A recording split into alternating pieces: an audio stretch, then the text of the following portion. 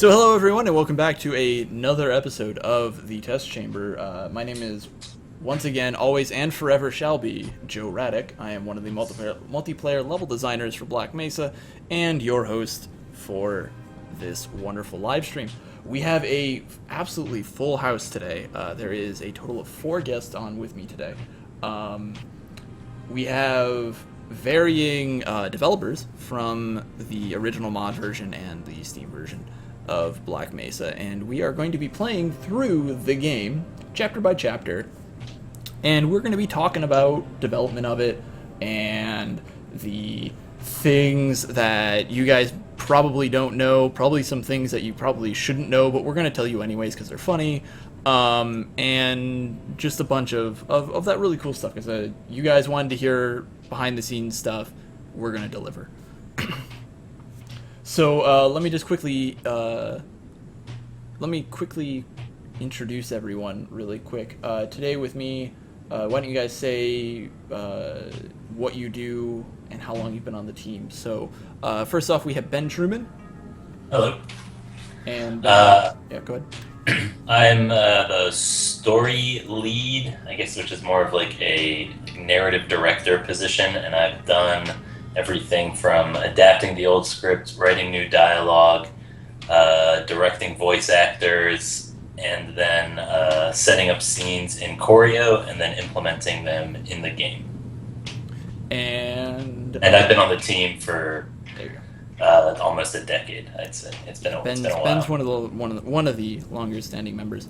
Another one of the longer standing members. Actually, I'm pretty sure you're all very long standing members except me. I'm the young blood here. We also have Mike Hillard. Mike, why don't you introduce yourself? Yes, I'm Mike Hillard. I voice one of the characters. If you can guess who it is. Yes. This is actually how I sound when I use this Tinker from Dota 2, right? That's right. I am not Tinker from Dota 2. And I've been on the team since 2005. There was a voice actor recruitment, and I was on that initial thing. Thank you, Ben. I'm also going to lead the renaming Joe Raddick. I'm going to make sure he has a new name by next year. That's my goal.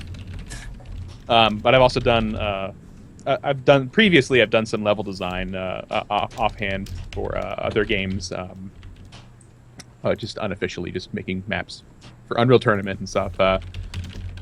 And I'm a musician. I was on the End of the Line team with Joe, and did some trumpet playing for that too. So there you have it, and that's my story. And also returning with us, Spencer was on the second episode of the Test Chamber, and he's back today, crazier than ever. Spencer Rose. Hey, so I've been on the team since about 2005 as well.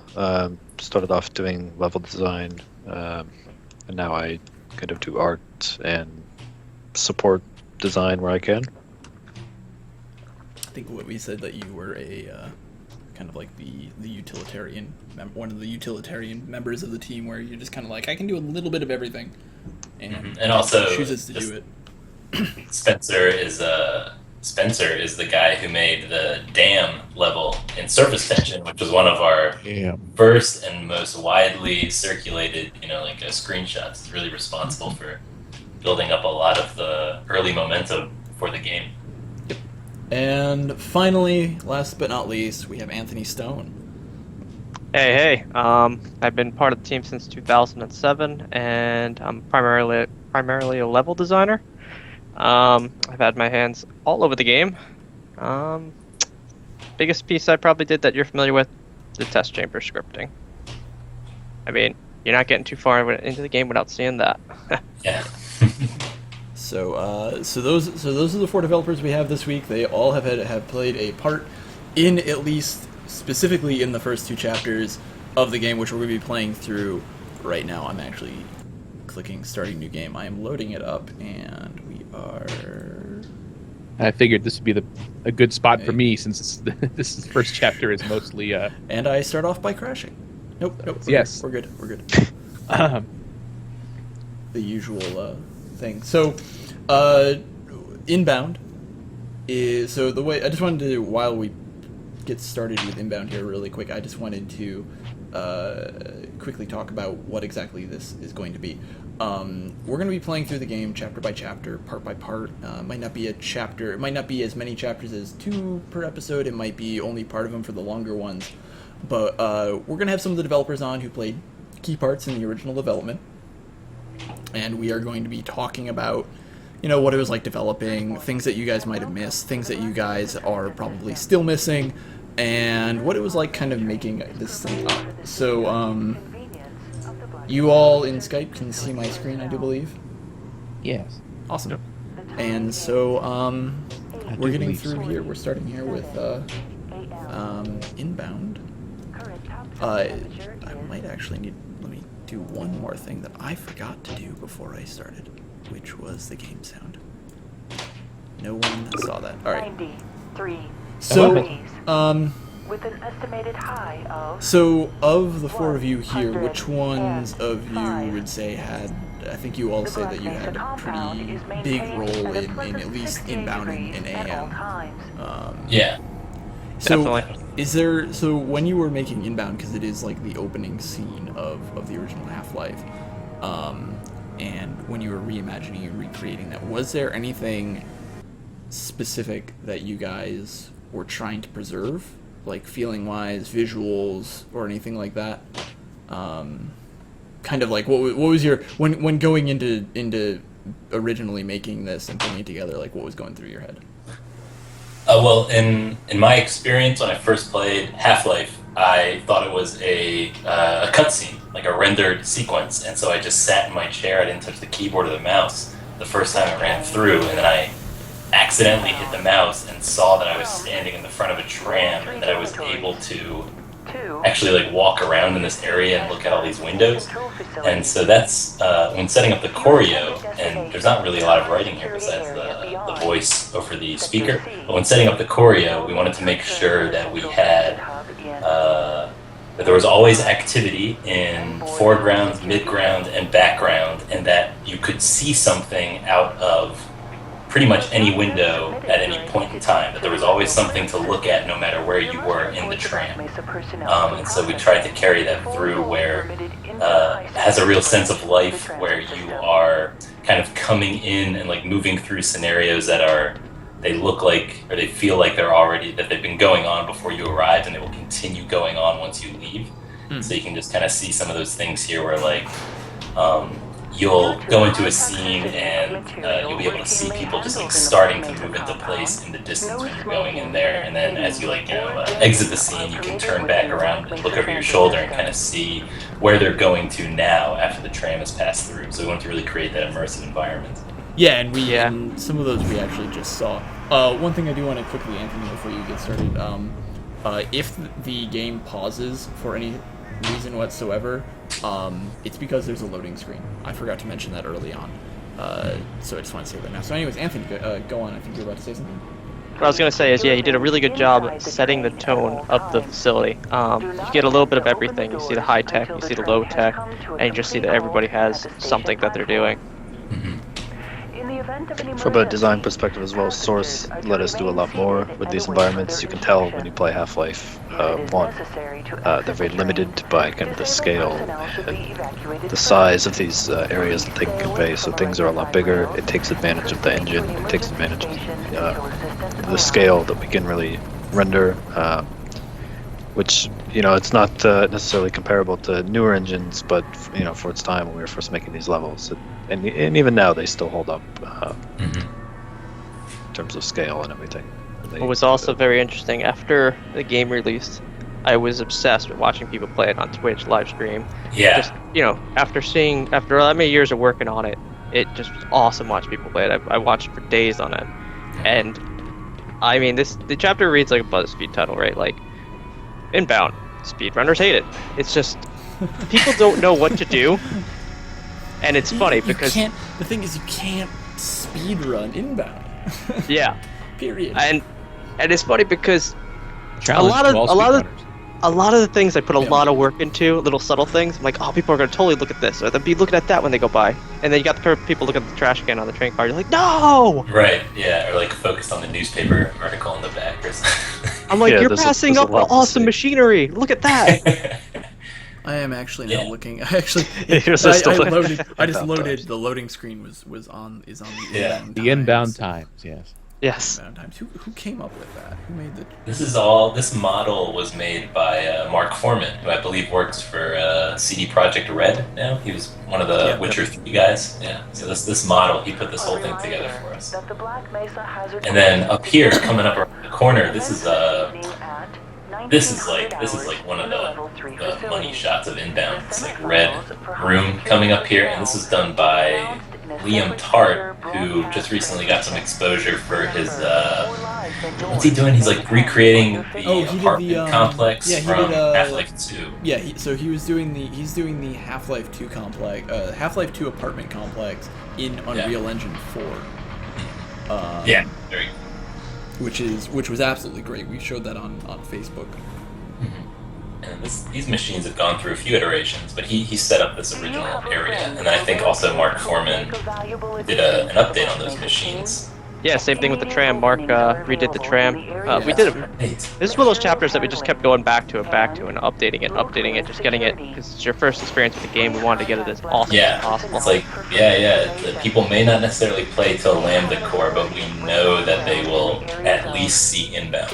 You know, like, if you start the game up, you are, you know, you're more than like to finish this chapter at least. You really want to make sure that you do that there was a solid introduction. Like, this had to be great. The one thing about those lasers that some people are actually pointing out was that those, you can actually see the iteration on that if you play the mod version and then play the Steam version.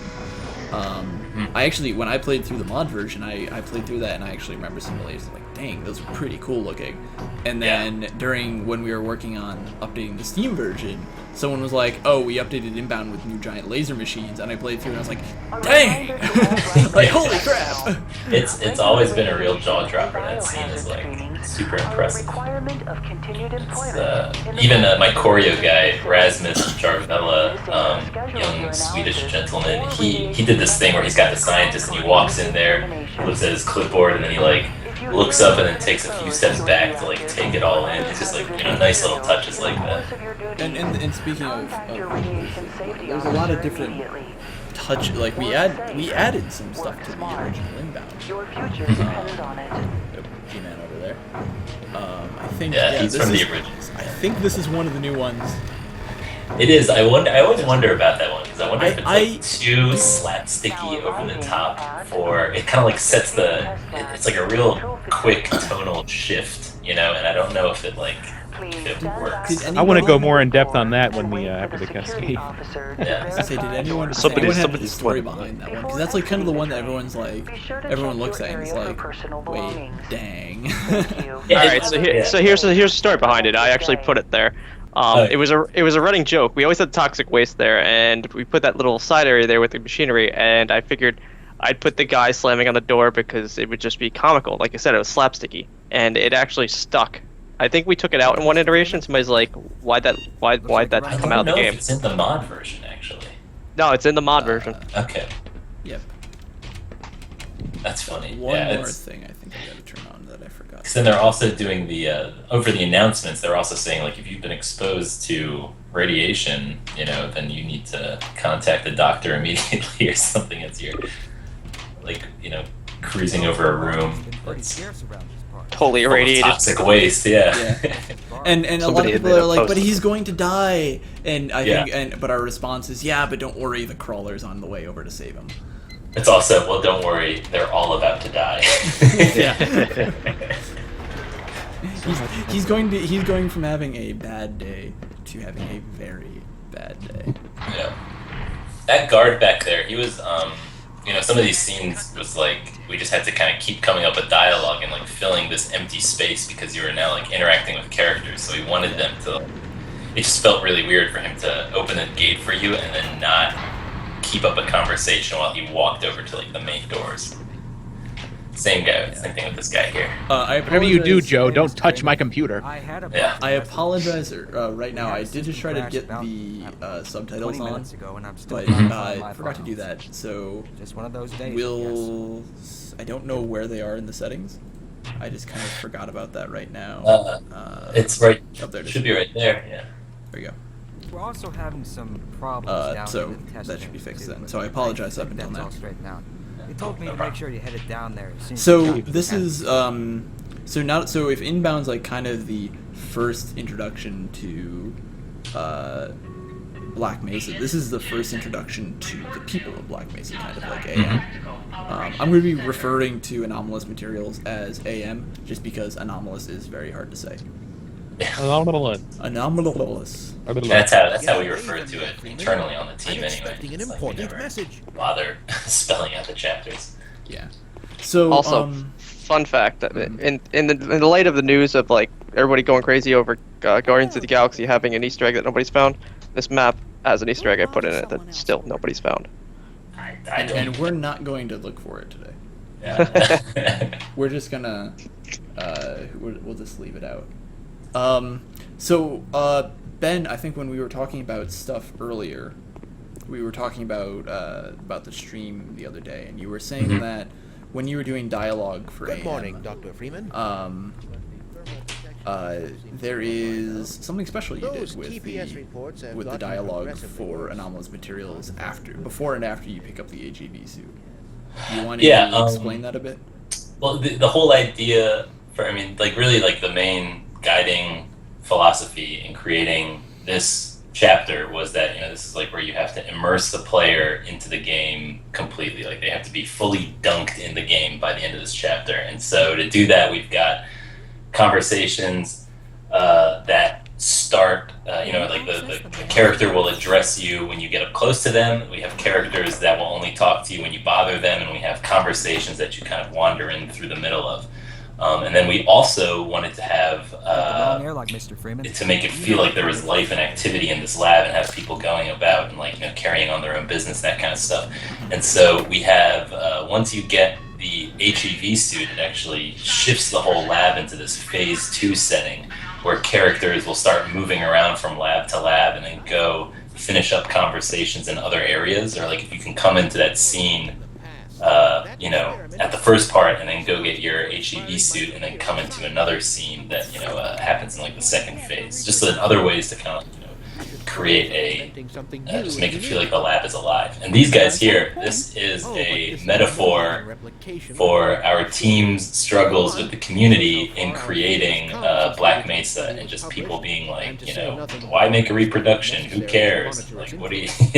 Why would you reproduce it? And all these kind of things. This is me kind of trying to get out this idea that it's very important. I think it was for me to be able to go in and study and also fully immerse myself in a game that was so important to me, and get to roll up my sleeves and real deep into it, and creativity is the art of hiding your influence. Half-Life is one of my absolute biggest influences, and so some people would argue then that you should go and make something new, but we went and we just kind of showed our love for this project in the first place. Wanted to polish it off, dust it off, and make it accessible to new generations.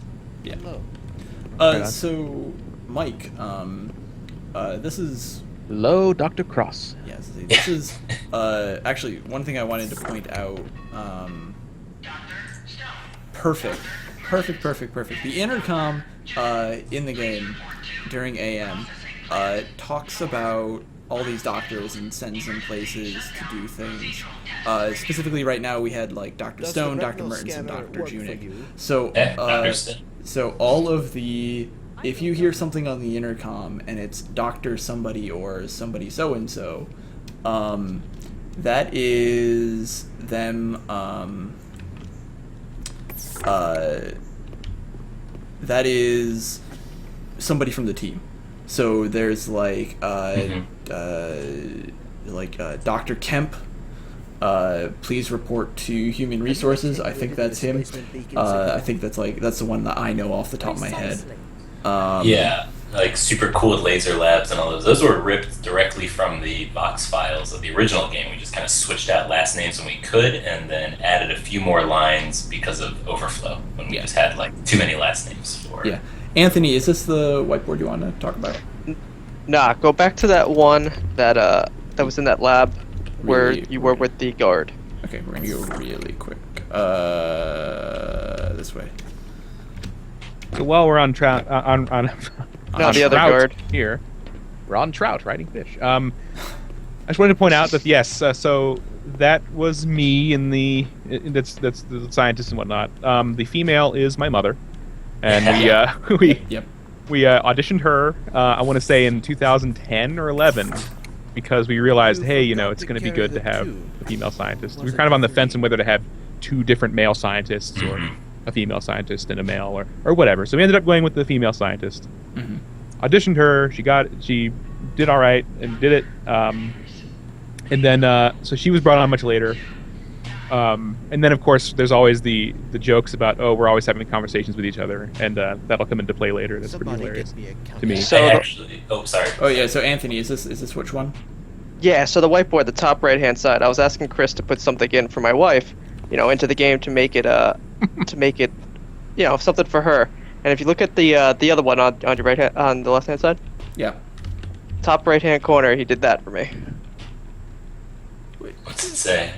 Dr. Stone, stop using these boards for personal... I can't see what it says. Equations. Equations.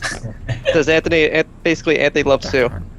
Yeah. Oh, that's good. Hey, if you go into that right corner, turn around, Joe. Wait, go back in that room. That scientist in the corner. Yeah. Go click on him. This is also another kind of Seems to me This that spouting is buzzwords it's and exactly what I that he did picked to up get on all my using popular Black scientific Mesa periodicals. dialogue. Is I just poured over as many wiki pages and science magazines I could find, because I don't know anything about engineering or science or anything. So if you keep clicking him, he'll keep on saying dialogue that references how little I understood of what I was actually writing. Yeah. And I want to say, of course, we did improv a lot of these lines too. Just yeah, a lot of stuff is totally ad-libbed improv. Going on the buzzword thing, when we were creating the trailer for the Steam release, we were looking, because there was people this is what we kind of want to do with this, and so they were putting together a script and stuff, and they're like, we want as many scientific buzzwords as possible. Mm-hmm. And so I went upstairs to my room, and I got all of my old textbooks from school, and it's 6 or 7 textbooks, which is naturally 1,000 pounds. And I remember the thud of that came hitting your desk. in and just thudded them down on my desk, and just started flipping through and just started reading it, thermonuclear homodulation, flipping through antimatter quasar equations, stuff like that. Also, thank you for that, because recording those was interesting. Yeah. So a lot of the buzzwords in the trailer are actually from my schooling. And awesome. the original scientist in the trailer, the first one, Dr. Eric Sigurdsson, is named after one of my astronomy professors. So that's right. Fun fact. Yeah. Also, just to, I want to insert this here to quiet all the YouTube comments I keep seeing. Is that yes, it is indeed a real VHS transfer. There's no, it's not an After Effects thing. That's totally a VHS tape. Yeah. So, I wanted to talk about this little room. Okay. Because there is, I think this was expanded upon from the mod, specifically the guard. Yes. Another day. And that microwave. And the microwave. We made so many iterations of that microwave. Yeah. And here's my thing. Did we finally fix the particle effects? Nope. Nope. Okay. So there you go, guys. One of the classic Black Mesa, one of the bugs that usually don't get fixed. Think you can fix at least one of the the boy? Oh wait, we just removed the particles. Okay, it's fixed. Yeah. Will you do me a favor and click on the guard here over and over? This is one of Kevin's things. Kevin is a brilliant guy. Voiced all the guards, in case you're not aware. I wrote all this for those who aren't aware. You better make a baby and head out. But I love these. This is Yeah. You better make like and a these are missile there's with more cruise. in the Steam version than the mod version, correct? yes. Yeah. better So make like a another bread perk truck of getting the with Steam all version buns. is Well, all of these. I think all the dialogue. I mean, I wrote all this dialogue, so it's all the same stuff. Kevin added something that just puts a finer point on the fact that it was Magnuson's tuna casserole in the microwave. That's what was changed in this area here. The head crab, you'll see that the microwave has an actual like head crab.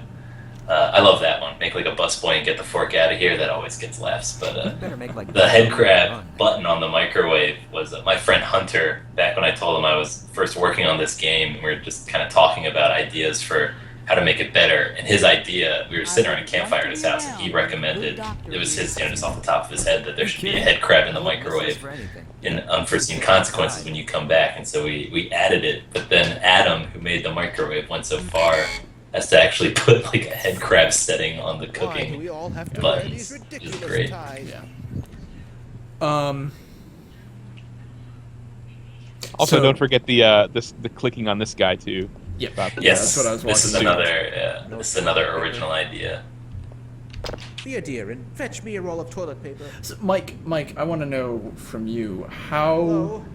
how fun Hello? was it Could to somebody do get this me some scene toilet specifically? paper? Just kind of sitting there and over saying, "Hello, can I have some toilet paper, please?" So I actually went to a bathroom and did Excuse not have me? toilet paper, and they Oh, stuck a thank mic over, like a heavens. boom mic over the I'm in stall, dire and that's need how of this some was toilet recorded. paper. Didn't we record That's this also though, a lot. actually when wasn't there like echo in the actual original sound file, but then we used it because like Kevin's like usually very anal about like the quality of sounds, but we actually used sound files that wouldn't be so desirable because they actually sounded better in this. So I guess I could go on about that here. I was gonna go into that a little bit earlier, I guess.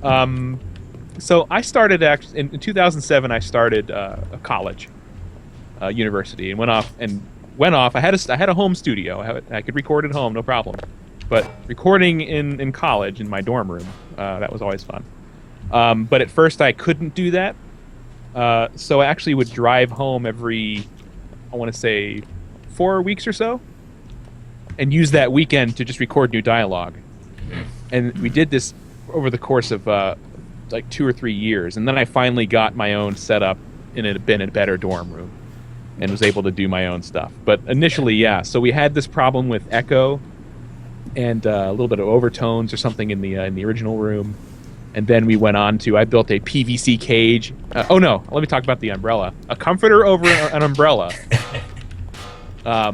A big golf umbrella with my computer screens inside of the umbrella. So Preposterous. that worked out pretty well, but it kind of didn't sound that great. And these ludicrous in the long run. penny loafers. Also, so- fun fact Nobody about here that has an about eye that for bathroom fashion. scene. That was actually our very first achievement. Does this When we set up the make me achievement look system. That's The- right. yeah. Brownie I in didn't unlock it because I've already unlocked it. Alex Allen named that one Brownie in Motion. He came up with a bunch of like actual really good like science related wordplay names for most of our achievements. He's the guy who actually came up with most of the titles. So I kind of want to move along just because we're coming low on time and we still have like half the chapter lots going. to do, So yeah. I want to make sure that we kind of speed through this. But one of the things that I do want to also point out is not only does the intercom reference all of the developers, but also a lot of these lockers are all named after developers, with the exception of Freeman.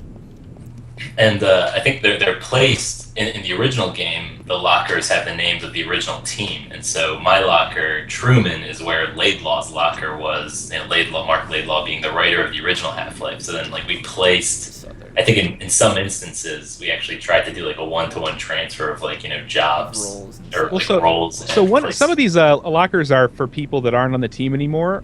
So if you want to just go through each one and just kind of That would take can you forever. name them real quick? Also, go into Freeman's the name. locker real quick.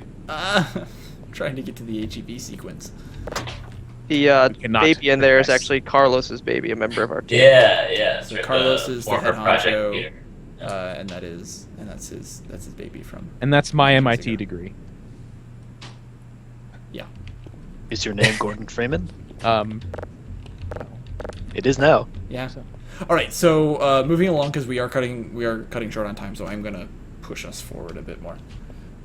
So the first thing, so this is one of the things that is brand new to the Steam version, updated from the mod version, is the HEV sequence, and I'll be quiet through it for a little bit so you can kind of hear it and get a good idea of what it sounds like, and then we can talk about it on the way over to the test chamber. Showlty outs. Mark 4 protective system for use in hazardous. Did you also mention that's a man doing the voice? I was going to at the end, yeah. Systems engaged. High impact reactive. It's a man, baby.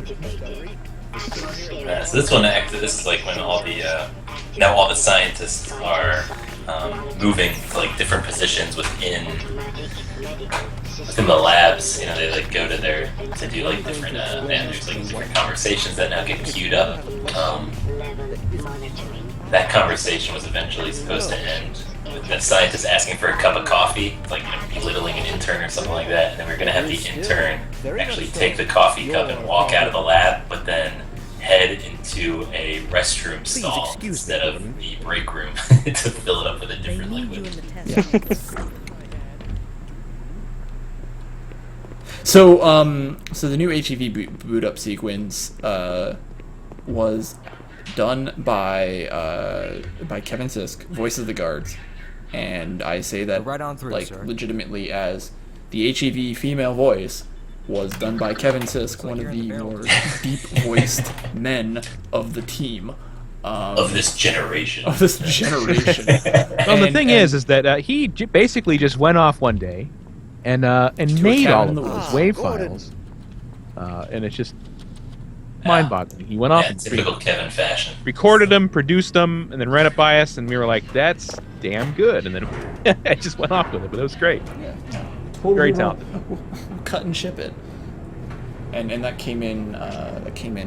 That's and then again that's moving the Steam version. So yet another reason to buy the Steam version. Alright, so now we're kind of coming into the final map of Anomalous Materials. Oh, I said it. Oh well. You kind of get to see what everything is, what things look like now at the heart, underneath everything, and what kind of like what the whole lab is based off, like where all the inner workings and stuff are. As you say that, you also get to see what's in the inner workings of the NPCs' heads. Everybody down here is really stressed out, and it really shows in the dialogue. Also, Yeah. turn around real quick. Go back to the behind you, or is it behind there? What do you look? No, it must be later. I'm thinking of later. Never mind. Okay.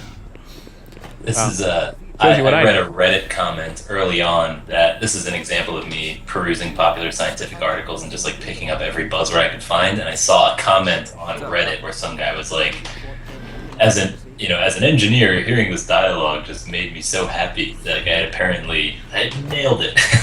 Yeah, so So when I go through, like, I know what these labs, like this particular lab, feels like, because I like literally, like the lounge for when I was going to school, the undergrad lounge for that was basically like an old one of these, just gutted with a bunch of computers. So it's like an old, cold, soulless, windowless room in the middle of this building with probably a bunch of chemicals in the room that probably shouldn't be there because it was an old computer lab. But yeah, no, so I know how this feels, and I like all the sounds that you had about like what they were saying all made sense. I was like, all right, yeah, this is stuff that I would hear going through the astronomy department. This is because you're an astrophysicist, is that right? I wasn't saying it because I knew you would point that out. Nice way to finally join us, Doctor. We've just sent the sample down to the test chamber. This is another one of the more iconic scenes. We've just This is also Kevin doing this here. This is a stressful scene to write because this was one of the only instances where we went back and really toyed with canon, like where Mark Laidlaw has said that like Eli and Kleiner would be here if we, if we knew what we knew now, like this is where Eli and Kleiner would be. And so writing these scenes and like incorporating those two important characters was like very stressful because I knew that was Eli has been really using opening us up to last criticism minute from preparations like for a very the rabid script. fan base. Well, now that you point it out, that is. Oh. Greetings, Eli. Morning, Izzy. I trust this. I really like the will subtle find you details well. here when this machine explodes. You see the people in the top lab up there, like reacting I'm to it glad you're and here. acting embarrassed. It's a These nice little last subtle minute touch. changes, Yeah. they're a bit It's strange, there's a but lot of Oh, yeah. You it's see about to him, go critical. and he just runs over and looks. Yeah. It's like what? What? What in the all right, not my blazes is problem. going on with our Yeah. equipment? Maybe Never made that it was in my the first fault. place. Yep, sorry about that. It's So nothing we can't What handle is wrong with our ourselves, Eli. equipment?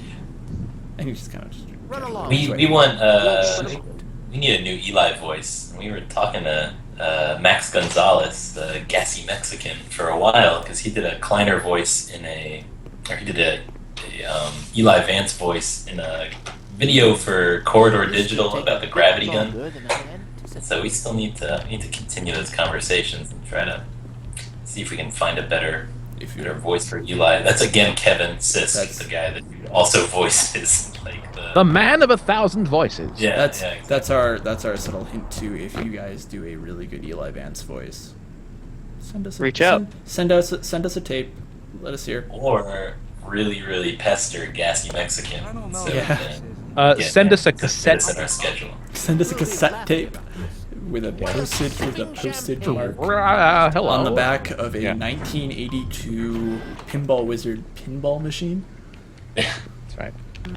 By Becquerel's ghost. The radiation level is off the charts. So and the other thing that I really like about AM How so? is that it's one of the few places in the game, in the story of Half-Life, that you get to see it before untouched by the Resonance Cascade, and then afterward, and then you get to see it immediately afterwards. So you get to see the Oh, immediate. that's what I was change. talking about there. Oh, what? So that, oh, Yeah. that conversation back there Good context. is. Oh yeah. This was probably one of the last ones we did because we You did. wouldn't know what to do with free time if you I'm had gonna any. call her Lorana. That's her name. And this is one of the last ones she did. She did all the generic text first, and then we did this scene together in the same room. And this was one of the last things we Before you did. So do, there you have it. That's activate awesome. the electron So this motor is literally before creating the microchip. Mike and his mom talking to each other. As if we were an old married couple. Yes. Yeah.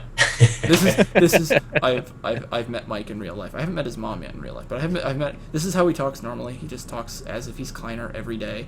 You get used to it after a Yes. while. It's annoying at first, but you get used to it. I can promise you that. My God, my pizza's done. You know, it's like that. How is the debugging procedure coming along? Microwave to 105%. Kindly lower your voice. This guy, I like this guard. turning the oven Everybody's to been looking for you, hombre. 450 degrees. Yeah. It's a sustaining sequence. So here's the other Here he thing. is. This is a bit of I'm an Easter egg afraid that we we'll be slipped in at the end. deviating a bit from Yeah. standard analysis. Yeah, this is a connection through Craig Murfin, who had worked with Kevin Brighting, the Stanley Parable narrator, with like a Left 4 Dead mod that he made. And so he had this connection to the narrator, and we exploited it. No, well, we really wanted to see if he'd keep you on board, and then he Yeah. was. Yeah, it's amazing. My theory is that the resonance cascade disintegrates this guy, much like Dr. Manhattan in the Watchmen movies, and disintegrates this guy, and he becomes this, like, you know, omnipotent, like, multi-dimensional being that can kind of oversee the world of the Stanley Parable. Like, that's how he becomes the narrator. This is like the origin story of the narrator to the Stanley Parable. That's canon, by the way. We're Yes, totally yes. horning in on the other mod there. So. Oh, wait, hold on.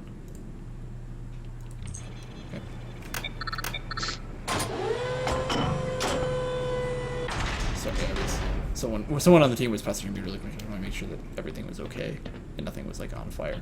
So Is everything okay? Everything's Yeah, fine. Everything's fine. And So, then Joe continued the stream. Stanley decided to push the button. Yeah. Alright. I love how Mark Foreman actually found a way with the new model that he redid to actually not have those little barrel things that Yes. float up there float. Yes. That's my favorite part about the test It's- chamber now. Yeah, it's so brilliant. Yeah, they're like attached and they spin and like work up like an electromagnetic field or something, and then the arms detach and they just keep If you would spinning. be so It's like- good Yeah, as you to know, climb the- up and you'll see start the this. rotors, that way we can bring the anti-mass spectrometer to 80% and hold it there until the carrier I arrives. think Rasmus added that TV screen, or did you do that, Anthony? I added it. Everybody said it was from a complaint, because everybody on the team's like, I want to see what's going on in the room. What's happening in there during it, and we added it. And it actually was a big problem at first because the screen was seeing too many bits leaked, and it was making like this massive lag. And then somebody else overcame it. I don't know who did it. I think Ram fixed it. Somebody fixed it. That's awesome. And then we ended up, we couldn't do without it. It just felt cool. Yeah, it was really nice being able to kind of. There's not a lot for the player to do in between hitting that button and pushing the card in, so it's kind of nice being able to have something to occupy your attention if you aren't, like running around the test chamber like a madman. Yeah. I really did. I'm always really impressed with this entire series. I know the limits of Source. I know how Source works, unfortunately, and I know how much happens with this to get it to work. It's always really, really impressive from at least a designer standpoint. Well, don't be too impressed. I built it in one weekend and then troubleshot it for like 5 months. Yeah. Right, because when you built it, we didn't have any choreo, so then I think Rasmus had to then go in and like go over your input and output, and then add those to like choreo scenes. It was pretty complicated to get everything synced up. Oh yeah, he had a nightmare because he put them into choreo scenes, so we had the closed captioning. Otherwise, it was just the sound playing, and that was a nightmare because it didn't sync up perfectly. So a lot of little micro timings had to be adjusted. Alright, so this is gonna be the final bits. So if you guys have I'll put the sample in. We'll do the whole scene after that, and then We're gonna be. Actually, Mike, is it true that if you let this sit long enough, it will actually? Yep.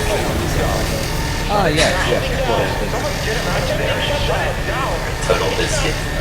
It's actually an achievement for the procrastinator or something like that. Yeah. Hint, hint for all you achievement hunters out there.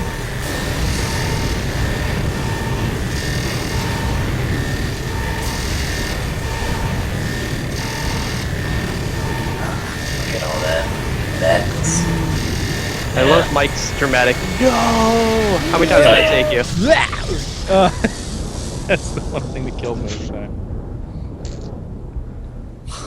I would wait for a time when no one was around. I think I recorded this in college, so I was in a dorm room yelling, and I had to tell people around, like, hey, if I'm yelling and dying and stuff, yeah, because I'm an actor. Yeah. Exactly. Don't call the police. And so that's really what You that have was like one about. of those signs inside. I'm not dying. I'm just a voice actor. Yeah. And so Hang on your door now. I guess I'll add. So Penumbra Overture was my first game, and I do a scene near the end where I am burned a lot. So yes, that was also a fun time when I would choose to have no one around while yelling quite a lot. So please check it out too. That's where's the stuff that I want here. There. Okay. Everyone just I just kind of randomly went through, like, I clicked the wrong scene. I was like, wait, hold on. Wrong company, wrong game. Wait, nope, wrong screen. Nope, wrong announcement. Oops. No one saw anything. Nobody noticed, I'm sure. Yeah, everything's fine.